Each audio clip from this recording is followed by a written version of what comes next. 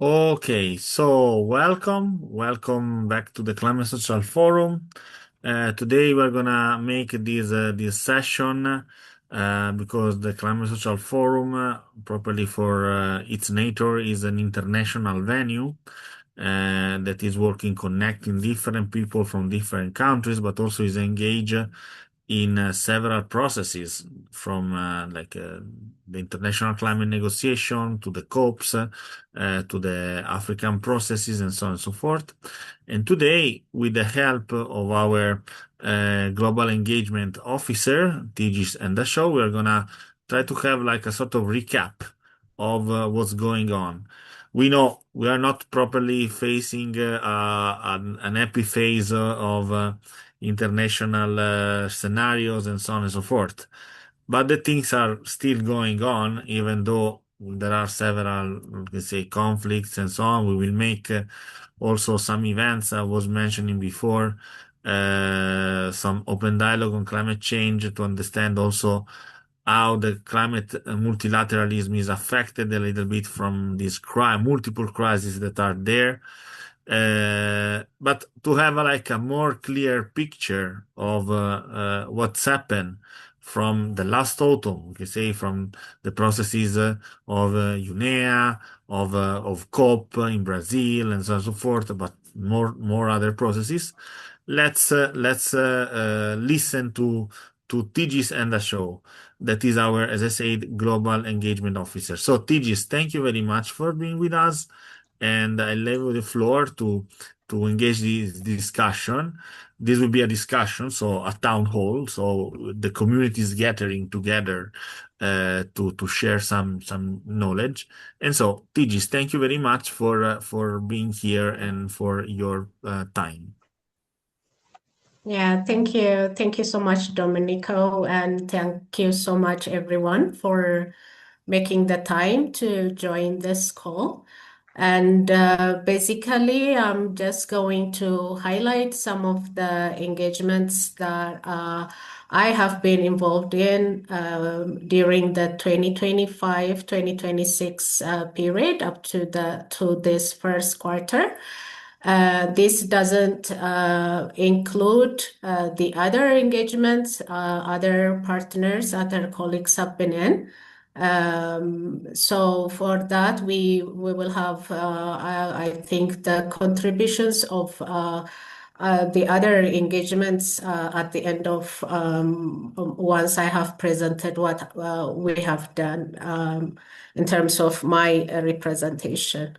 So during the 2025-2026 period, I have participated in about 14 regional and global forums, and I will highlight them one by one, what the title of the meeting was, what the focus is, and also what our engagement has been in that. And then we can have a discussion after that.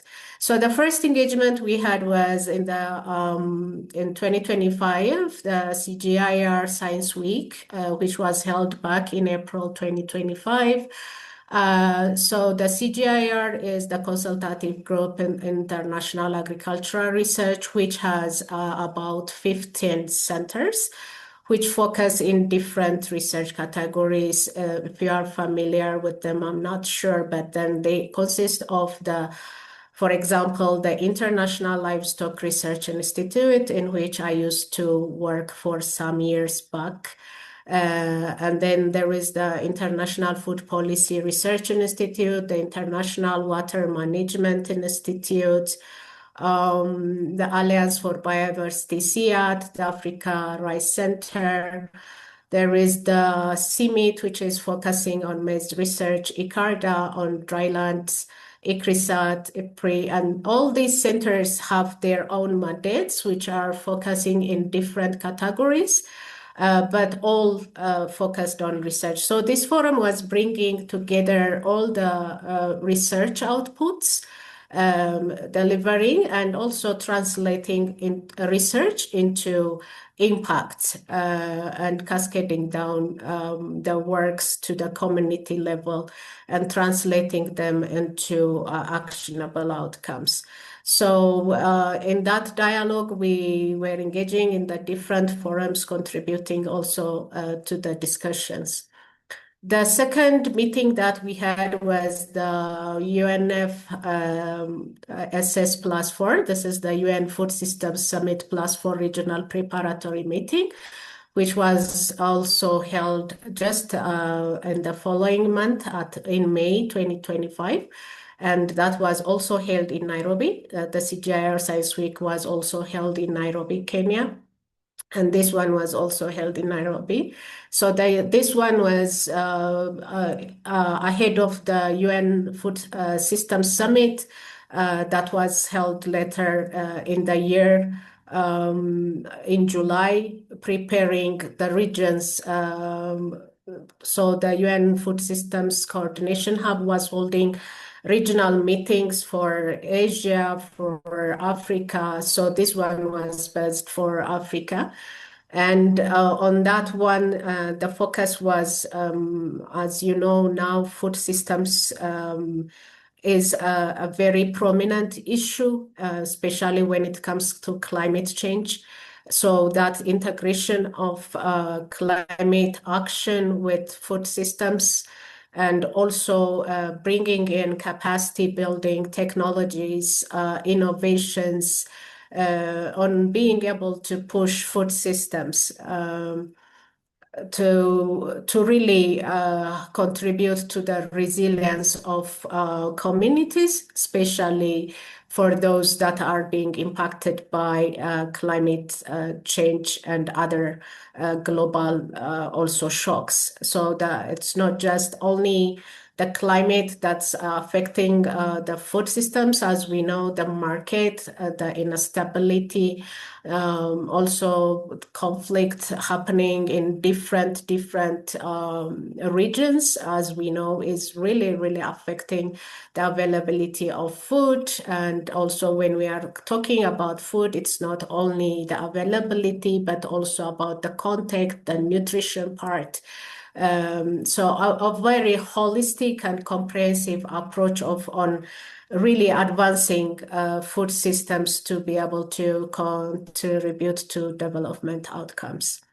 Then later we had the African Conference on Agricultural Technologies, that's ACAT, that was held in June 2025. That was in Kigali, Rwanda.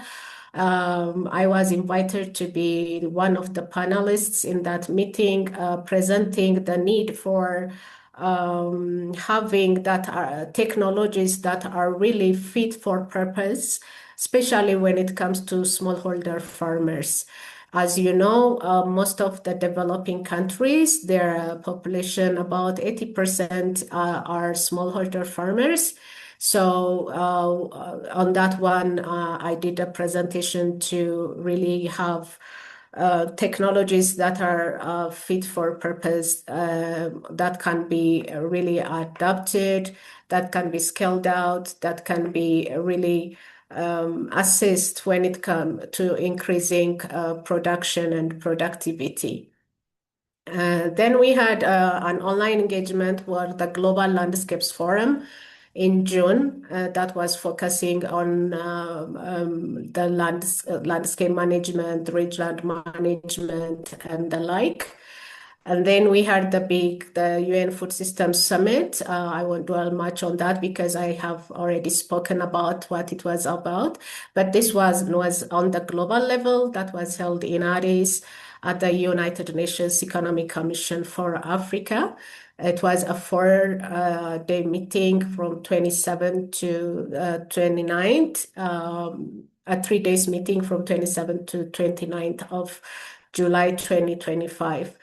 Then later we had a very interesting and really big engagement in the Africa Climate Summit 2, which was held from September 8 to 10. And as you might know, the African Climate Summit is one of the really biggest platforms when it comes to the climate discourse. And this was majorly bringing all the 54 countries within Africa plus the global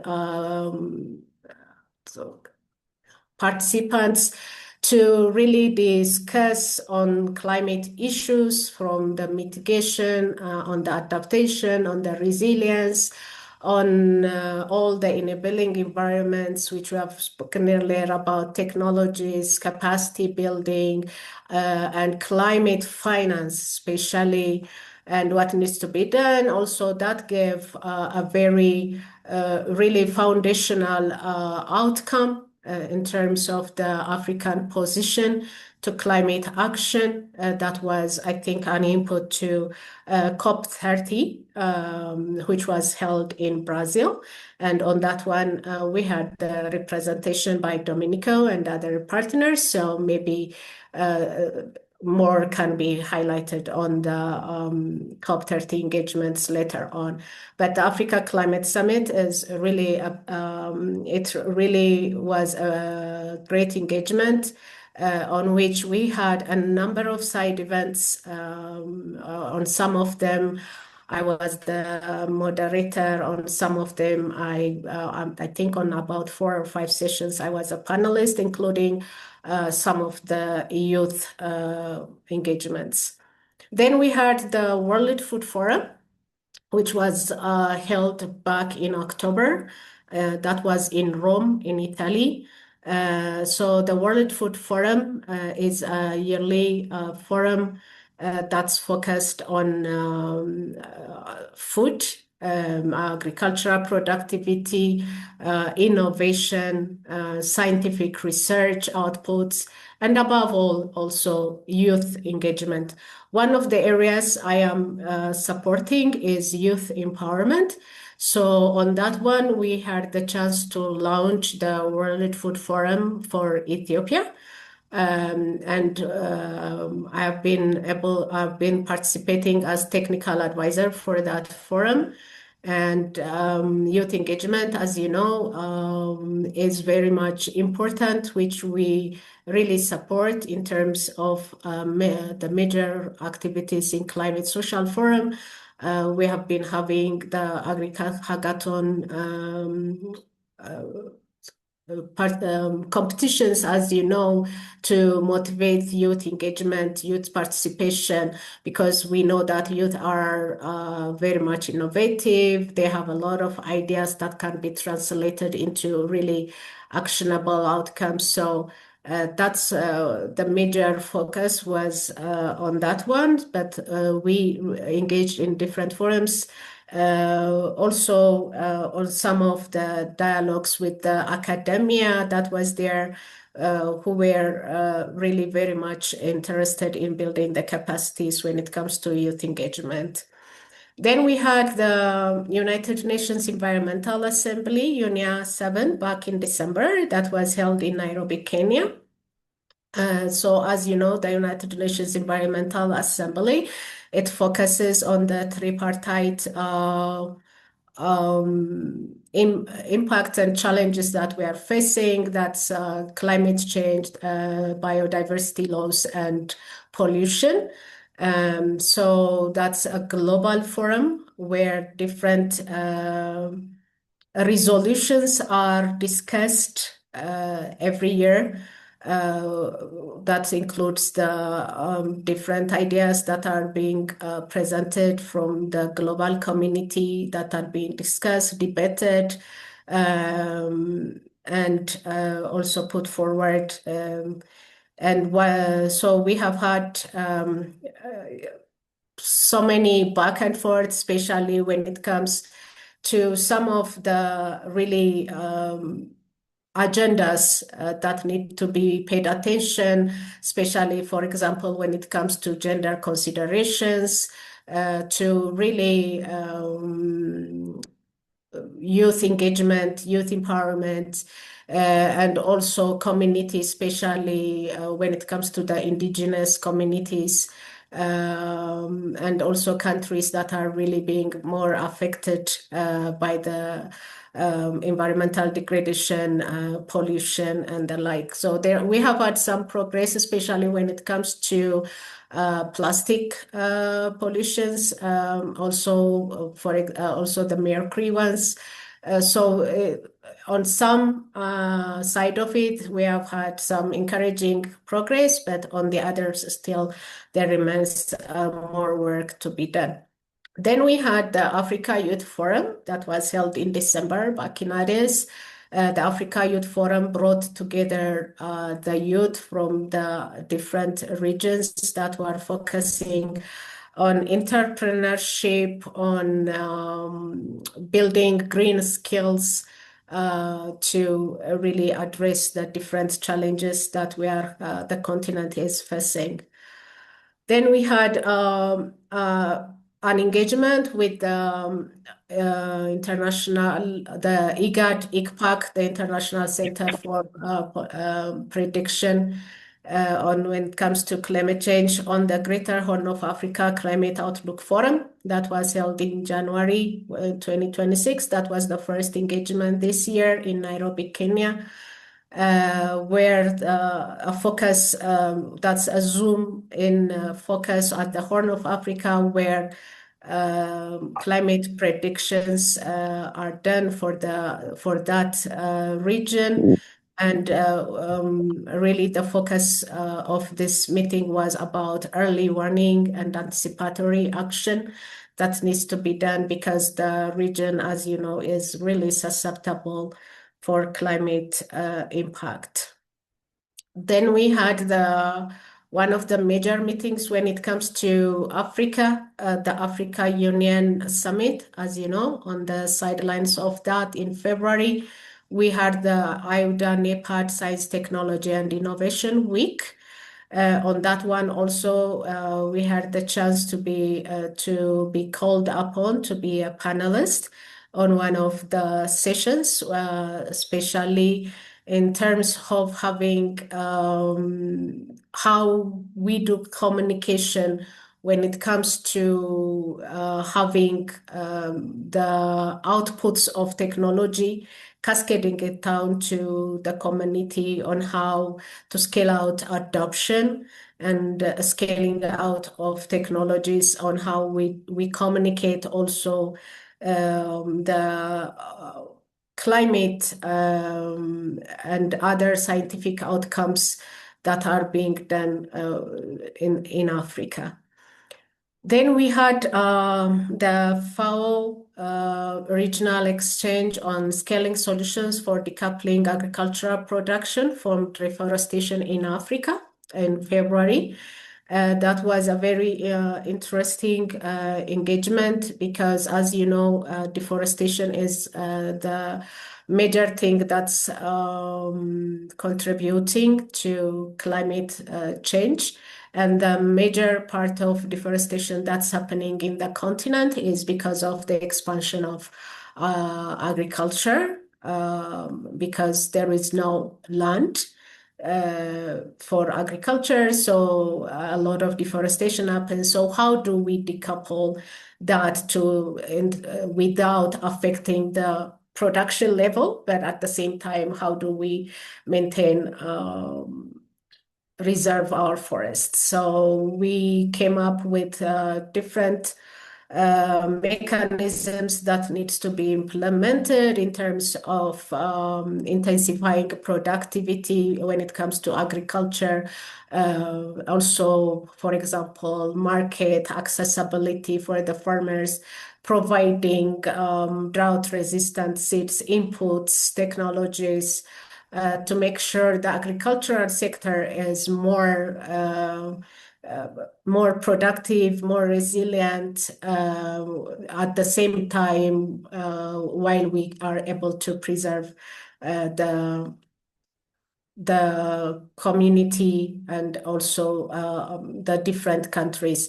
Also on this one, what we have to note is that like one size doesn't fit all. The interventions need to be context specific. And also, we also need to look at the different policy environment because governments address the issues differently. We also need to take into consideration the global perspective and other conditions that needs to be considered. So it was a very good discussion. And yeah, we tried to contribute on that one. Then we had this back in March, we had the Global Conservation Drone and Tech Forum. As you know, innovation is one of the areas that the Climate Social Forum is very much wants to push forward because that's the way we are going. It's about technologies, it's about AI, it's about innovation.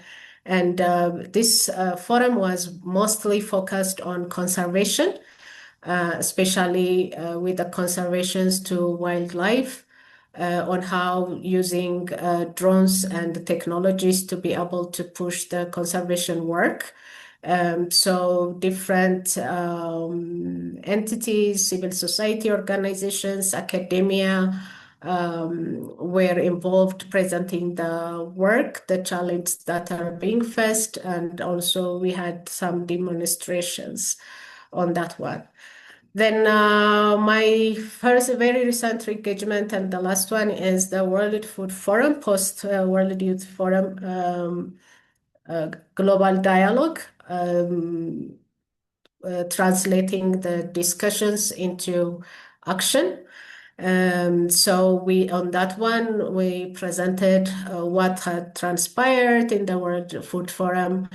That was back in October, the establishment of the youth chapter within Ethiopia, the work that has been done so far, and the way forward as we.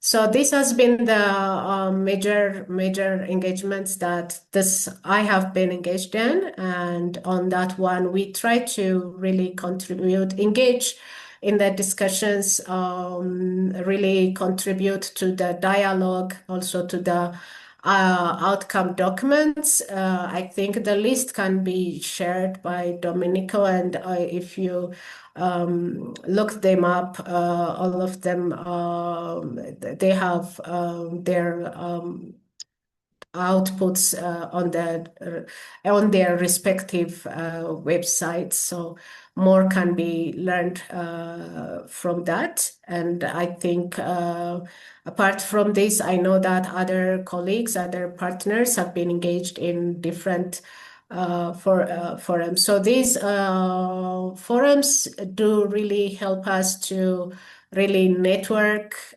create partnerships, create um, you know, also make the Climate Social Forum also become more visible globally. So in the interest of time, I'll stop here, and I'm very much open if there are any questions to be addressed. And I do thank for the support that's also being given from the Climate Social Forum. And I might have a couple of points that I would like to raise at the end, but let me leave the floor now to ideas, reflections, any questions that might be there. Thank you so much.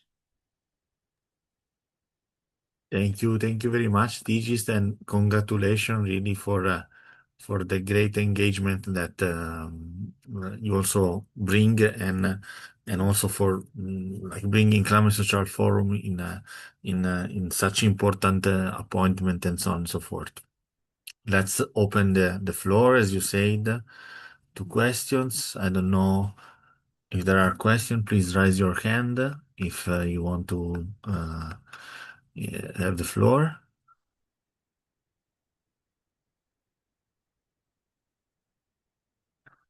Maybe in the meanwhile that there are some thinkings, I will break the ice stages. As I said, first of all, again, thank you.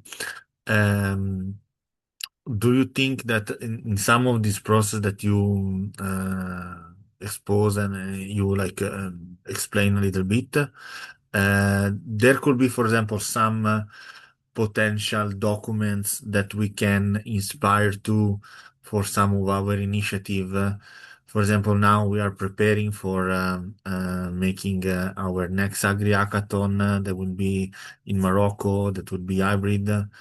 I don't know if there could be some ideas or even connection that we can bring there, or also for the next Climate Social Forum that will be at the end, or the ODCC, some documents that maybe we need to read to better focus our action in our mission and vision.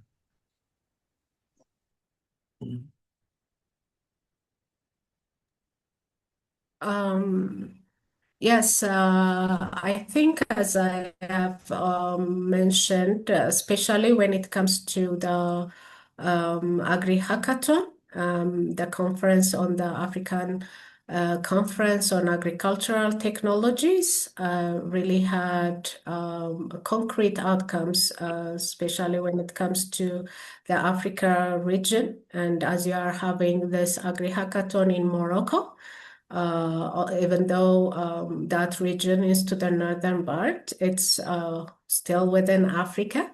And so there might be really relevant dimensions that we can really consider. So I can share the final document from that, and then that can be looked into. But also on the other forums at the same time, for now, youth engagement, youth empowerment is very much critical, and it's something that we are pushing for, and we are also seeing some changes in terms of the considerations. At least the forums also are transitioning from having the youth as tokenism or just representation to really action and really actual engagement and contribution. So we can really link this Agri Hackathon, especially when it comes to global engagements, the major engagements like the UNIA, like the COP, on how youth participation, youth advocacy, youth voices matter. And also, apart from running the focus being on innovation, we can have a holistic approach of having these youth engagements in terms of the dialogue, advocating for just transitions, climate justice, on how even negotiations, because the negotiators from I'm sure you have been a witness to some of them in COP30 engagements.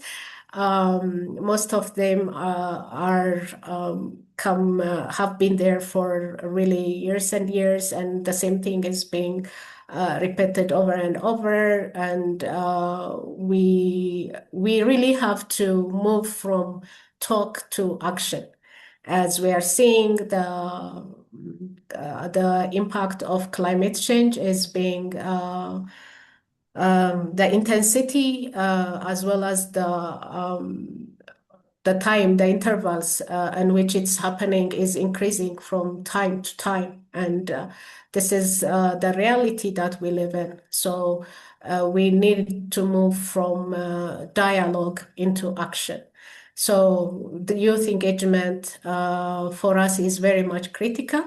And apart from the innovation, we really need to engage them in that holistic approach. That's what I think, and I would leave the floor to others to reflect on that one. Thank you. Thank you very much, Tigis. There is a question: do you tend to participate in COP in Brazil? from Sakinat Bello. Tigist, you were there. I don't remember. In Brazil, I wasn't in Brazil. I think Dominica was in Brazil, or we had a representation. So maybe someone can reflect on our COP engagement in Brazil. What has been the major outcomes, what have been the challenges, and how we see our way forward. At the same time, especially when it comes to COP engagements, I would like us to really deliberate a little bit more, because also this year there is COP 31 coming up, and that's going to be in Turkey, depending upon on how the war situation will pan out. But at the same time, one of the biggest attention is that COP 32 is going to be hosted by Ethiopia in Africa. So that's really a very great and big opportunity for us to push the work of Climate Social Forum in that aspect. So we can really have preparation ahead of time on how to really be able to push our engagements and showcase the works that we are doing in that one. But apart from that as well, there are the other global forums that I have mentioned in this that will happen in the coming months. The World Food Forum will happen also this year in October. That's another engagement that we can put our eyes on. Yes, and yeah, so that's the answer that I have. So maybe Domenico, you might want to say a little bit on COP 30. Uh, yeah, Yes, yes.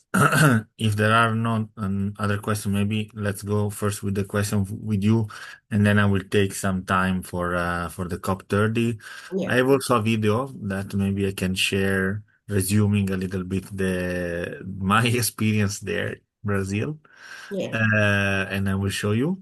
I see Never Mujer that has a question. Thank you so much for the presentation. My question concerns the engagements.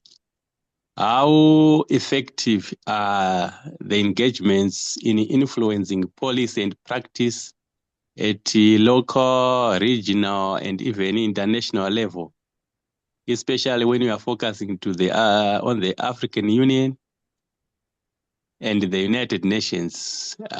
Are the engagements having some success stories?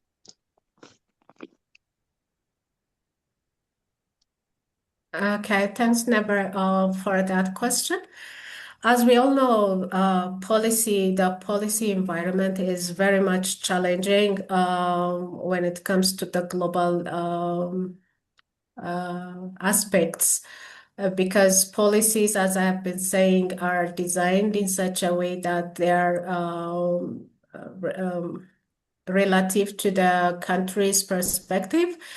And also policies are influenced by not only economical or social aspect, but as we all know, they are very much influenced by political interests. So as you already have mentioned, it's really very much challenging in being able to having those policies translate into actions on the ground. But what we are really pushing for, or what we have been pushing on, is for the push of the civil society engagements in these policy dialogues. Because the civil society are the ones that are working closely with the communities on the ground, and have been contributing, challenging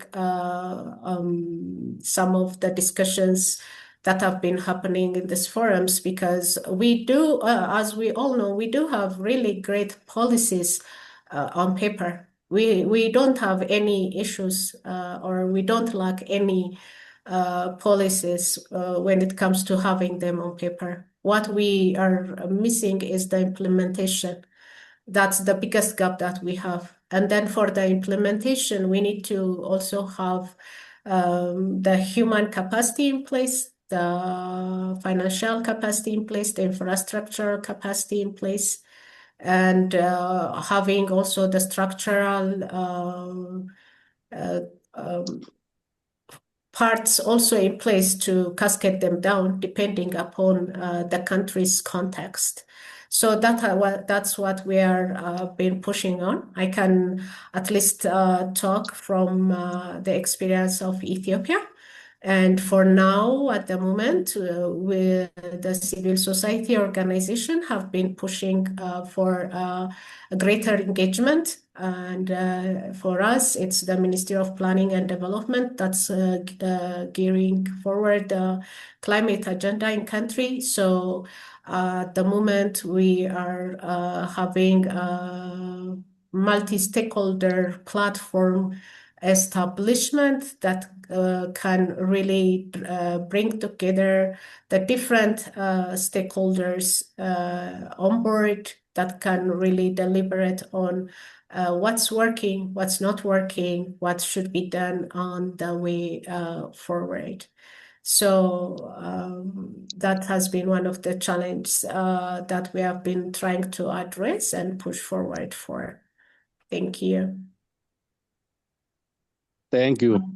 Yeah. Thank you, Tigist. I will add also one thing. As Climate Social Forum, we produced a position paper for COP30, also for fostering our presence there and so on. But as well, this year, after the Climate Social Forum in 2025, we produce a position paper on soil. Now, I will share both of them because this can be, for the side of Climate Social Forum, we can say a first touch on engagement. So for sure, to engage, we need to have some positions, and these documents can help to have this position, also to make I'm talking from the point of view of the Climate Social Forum, our presence more effective. These are like the result of our interactions. So it's the community of Climate Social Forum that arrive to do this. And so these can be tools that we can also present into the venues and so on. And this I'm telling to everyone, not only to Tigist, on everyone that is engaged in processes and so on and so forth. This can be an helpful, let's say, tool, no, to engage in an effective manner. I don't know if there are other questions for Tigist, even though maybe. Oh, sorry. Yeah, Richard is asking on the chat. I am RC Richard. So he's asking if the resolutions that are always suggested and passed in the COPs implemented in the individual countries like in Africa, and if so, is there any framework used in monitoring the implementation of such policies? Yeah, well, resolutions that are passed in COPs are yeah, they are meant to be implemented in the different countries. But as we have been saying, when the resolutions are passed, they need to be really adapted to the specific situations that are within the country. So countries are supposed to have their own frameworks for implementing the resolutions that are passed in COPs.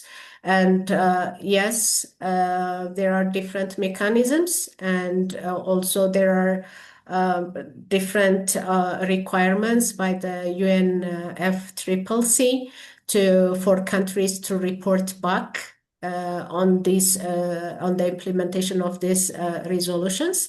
One of the reporting back is the NDCs. That's the implementation framework when it comes to the specific nationally determined contributions when it comes to mitigation actions. And this is are one of the ways that countries report back to the UNFCCC. There are the BTR reports that are also submitted to the UNFCCC, and there are also different resolutions that are passed. For example, after a very long hassle, it's at COP30, the Gender Action Plan was ratified. So that's now being cascaded down to country levels. As I have mentioned earlier, when you are cascading down resolutions, the specific conditions within the countries differ.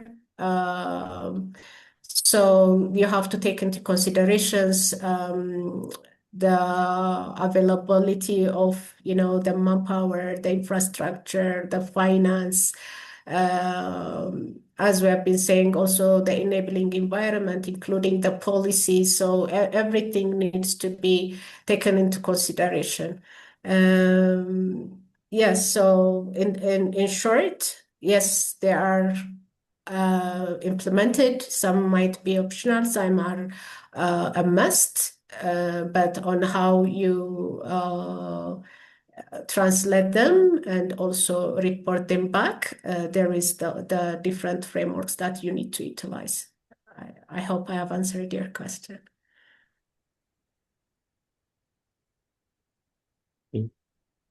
Thank you. Thank you very much, Tigist. Just 1 second that I have a technical problem.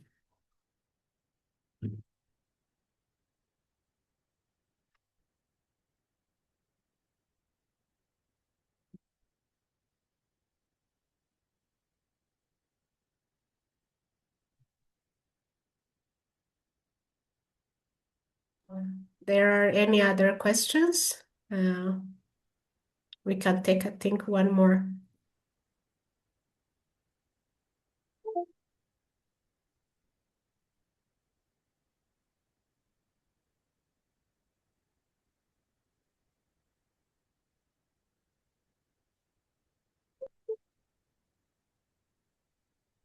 Okay.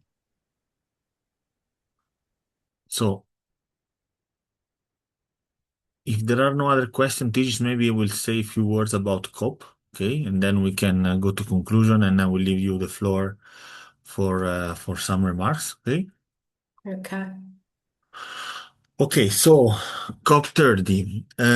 We've been present. I was there in COP30, and basically COP30 this year was held in Brazil with the mandate, in a way, to revive a little bit the processes of climate negotiations. As Tigis was saying, now we are in a moment where these negotiations are in a way compromised by other crises that are not strictly, I mean, are related to climate, but are not regarding the climate negotiation. And the big effort that has been done in COP as to have like this decision that was called the Global Multi-RAO, that wants to gather and recreate the momentum over the climate negotiation. The presidency has tried to collect feedbacks and contribution from different stakeholders, properly with this process that is called Global Multi-RAO. Multi-RAO is a like Brazilian word to say like collective effort. Is something similar to, I mean, on the same mood of the Talanoa dialogue. Okay, so a structured process for collect feedbacks. In fact, in the first week of negotiations, there were round tables, there were like stakeholder meetings. We participated also to some of them, to several topics, and so on and so forth. And there was also a big topic regarding the transitioning to away from fossil fuels.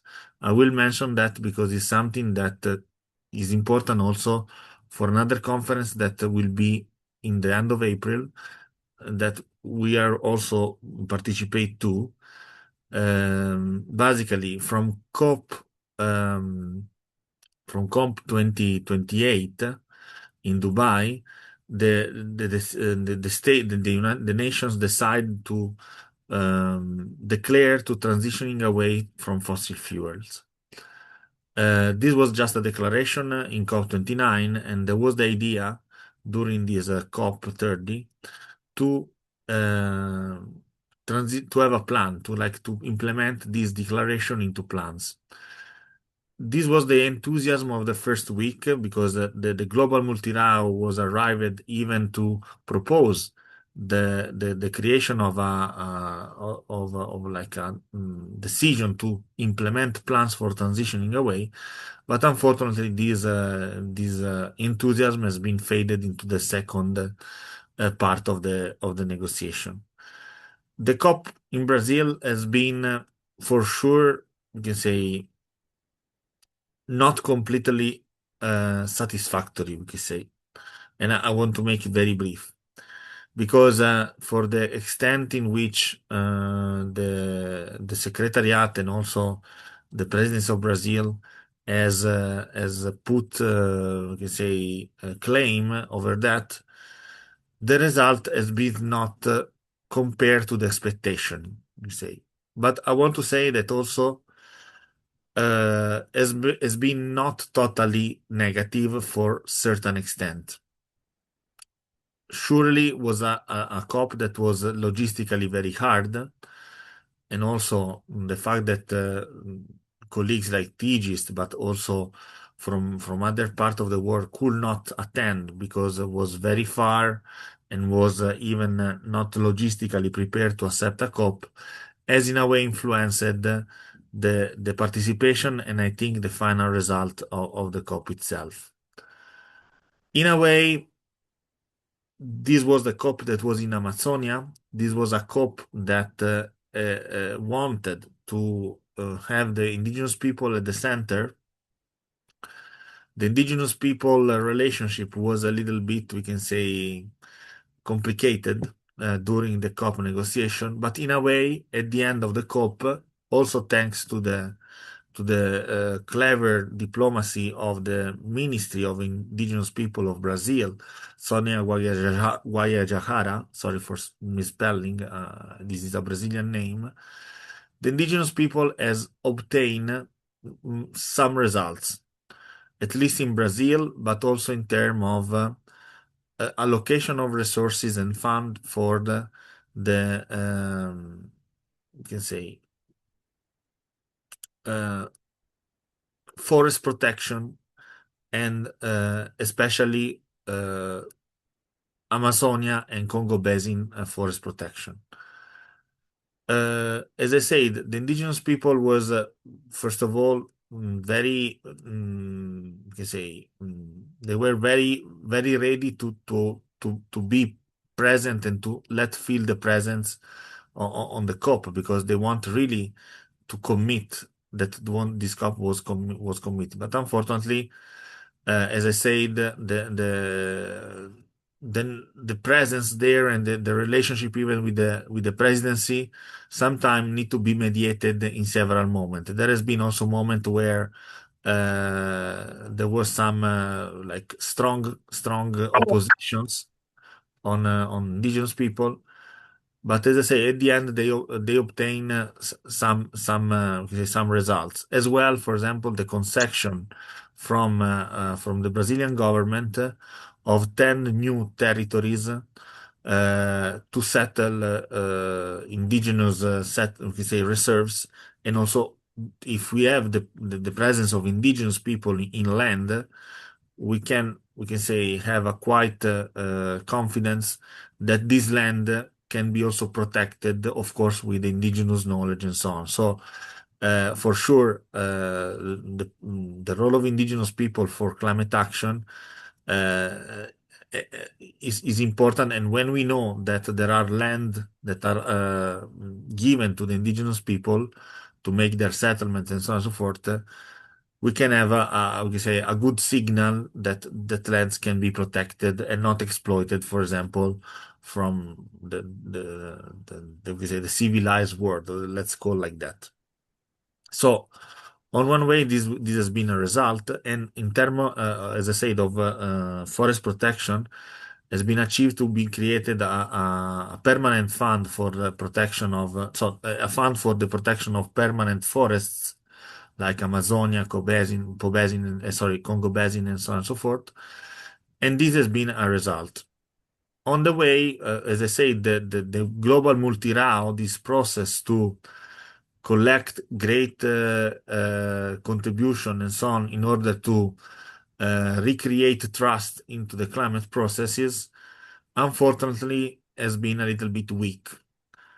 Maybe I will share with you an article, a comment that with some colleagues we have made over the final decision of COP, that was properly this global multi-RAO, um, that basically is telling that from the big enthusiasm that was in the first week, in the second week, this enthusiasm has been going to fade, and the final decision has been a sort of uh,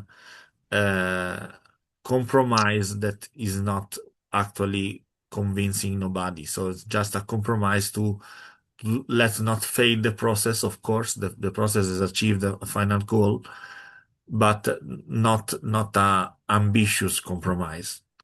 That's why, for example, in fact, several countries has decided to together and to push towards a more ambitious plan for transition away from fossil fuels that led to the launch of the first ever conference on transitioning away from fossil fuels that will be held in the end of April this month in Santa Marta in Colombia.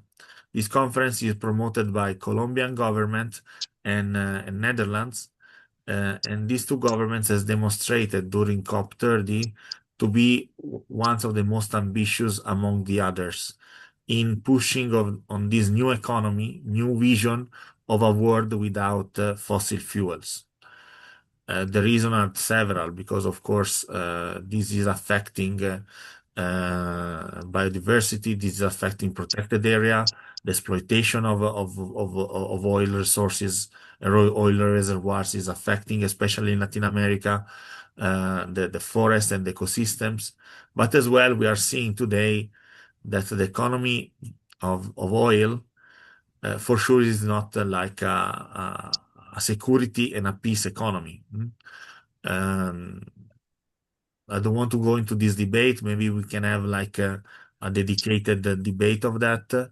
But for sure, the conflicts that are now arising in the world, as always in the center, oil, okay, in somehow, in some way. And so some countries are trying now to the end in the end of the month to have this conference for creating real plans for transitioning away, not just declaration, not just you can say resistance or intermediate compromises and so on. That's a little bit the global framework of Santa Marta, of COP30 in Brazil. During my participation, I also seen that there is a great attention to climate finance. The goal of global climate finance has been rediscussed, has been improved, but not yet achieved. You know that from COP29, there was the problem of reaching out the total amount of 1.3 trillion of dollars for covering the climate finance. This goal has not been covered from the agreement that has been done in COP29. This in Brazil, the presidency since the first days improved the amount of funds and resources allocated for climate finance, but we are not yet there. So this is a topic that I think will be rediscussed in Turkey and so on and so forth. Even though the COP has achieved good results on adaptation, new strategies of adaptation and reinforcement of the national adaptation plans has been discussed and agreed. And also the has been recalled the goal of the 1.5 degrees of the Paris Agreement. One important thing that this conference has put on the light is the return of science at the center.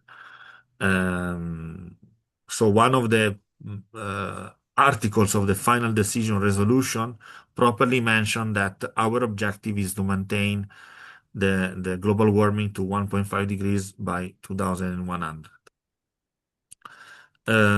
Lastly, as I said, I want to share with you a video because a part of the technical things and negotiation, this COP, in my opinion, has given back a little bit. Not sorry, sorry, sorry, guys. Okay, has given back a little bit COP to the people.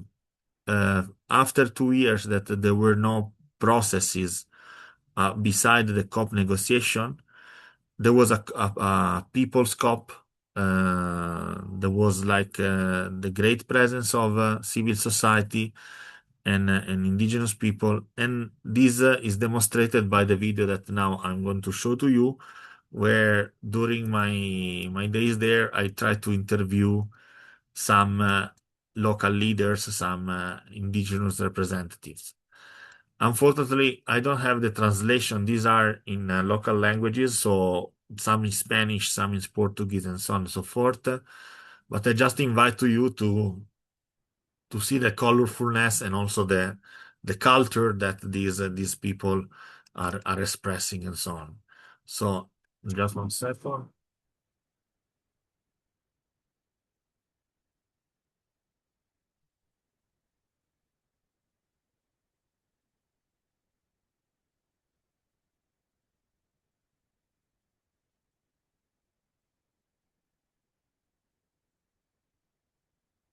Okay.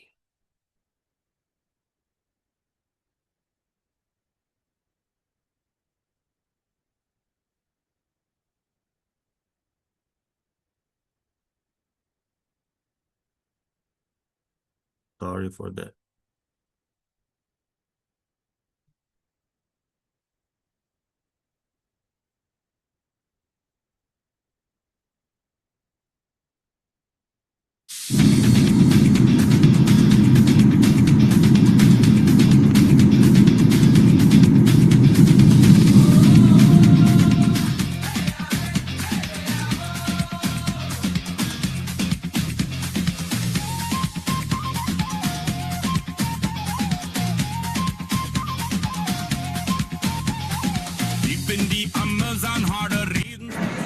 Eu sou Ingrid Sateré-Maué, do povo Sateré-Maué. Sou do bioma Amazônia, vivendo no bioma Mata Atlântica. O que eu espero dessa COP é que, de fato, os países que mais devastaram e que se comprometeram, que iam fazer os repasses financeiros para que, de fato, a gente enfrentasse a emergência climática e combatesse a desigualdade, cumpram seus compromissos e que, de fato, todos os acordos saiam do papel e que a gente consiga ter perspectiva de futuro, um futuro onde a gente possa, de fato, vislumbrar as nossas vidas com saúde, segurança e prosperidade. Obrigado. Obrigado por essa entrevista. Te pergunto tu nome. Meu nome é Camila Pataxó. E que povo vocês? Sou Pataxó, do sul da Bahia. E que te esperas para esta COP? Espero que nós tenhamos bastante conquista e que não fique só no papel. E que as pessoas também consigam ter uma visão que precisa conscientizar o mundo que nós temos que respeitar nossa mãe natureza e nosso planeta. Obrigado. Obrigado por essa entrevista. Como te chama? Sou Itapurumã, sou do povo Pataxó, do sul da Bahia. Bem, que te espera para esta COP? Essa COP está sendo muito importante para todos os povos indígenas, porque não se discute sobre a nossa terra sem nós estar aqui para defender elas, porque nós somos os primeiros povos dessa terra. Então, o único povo que está tentando salvar um pouco da mãe natureza são os povos indígenas. Então, não teria como a gente não estar nesse espaço defendendo a nossa terra se não fosse nós estar aqui nesse espaço. Então, para nós está sendo maravilhoso a COP. Obrigado. Obrigado por esta entrevista. ¿Cómo te llamas? Gorete, ¿Qué povo es? Piauí, Bien, ¿y qué piensa de este COP? entendi. ¿Qué piensa de este COP 30? ¿Qué tú Ah, piensas? sim, muito boa, muito boa. Se sair do papel, vai ter muita coisa boa. Ok, ¿y qué se esperas para tu povo para esta COP? Sim, muita coisa boa. Mudar muito. Muchas gracias, obrigado. Ok, obrigada.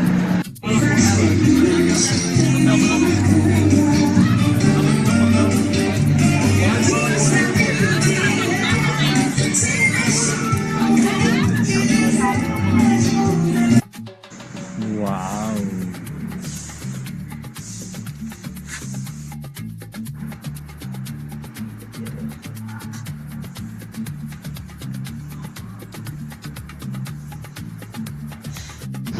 Vai, fica no município de Oriximiná. Esse semente de morototó, a gente recolhe esse sementinho, depois a gente vai fazer, fura cada um desse e depois a gente vai fazer um colar, pulseiras, tudo isso onde a gente fazer artesanato dentro da aldeia. Obrigado. Aí, primeira vez que nós estamos participando do COP 30. ¿Y qué piensa? ¿Qué piensa de este COP? A gente precisa mais participar próximo e nós precisamos oportunidade, buscar experiência das coisas. Isso aí. Bien, bueno. ¿Y piensa que es bueno para tu povo esta COP? Hein? ¿Es bom para tu povo esta COP? Bom, ¿Cuál povo? bom. No, ok. Obrigado, obrigado.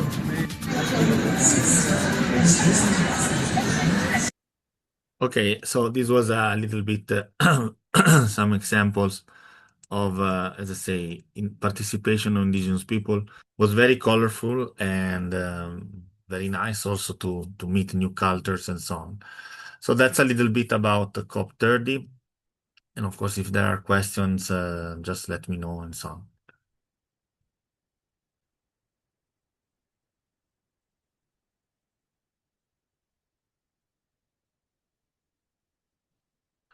Yes, I see the comment also in chat from Tigist. Thank you. Yeah, is a big topic still open. Unfortunately, the new collective quantified goal has also been a reason of several conflictual positions and so on.